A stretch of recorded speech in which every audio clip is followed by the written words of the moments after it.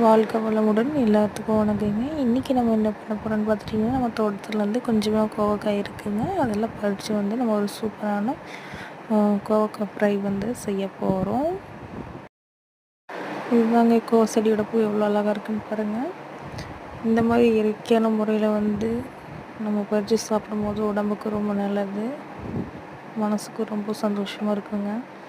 கோவக்காய் ஆக்சுவலாக பார்த்துட்டிங்கன்னா சுகருக்கு ரொம்ப நல்லது.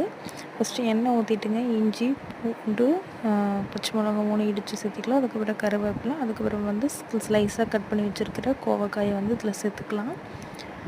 இந்த ஃப்ரை வந்து பார்த்துட்டிங்கன்னா ஆயிலே நல்லா ஃப்ரை பண்ணணுங்க. தண்ணி எதுவும் சேர்க்க தேவையில்லை.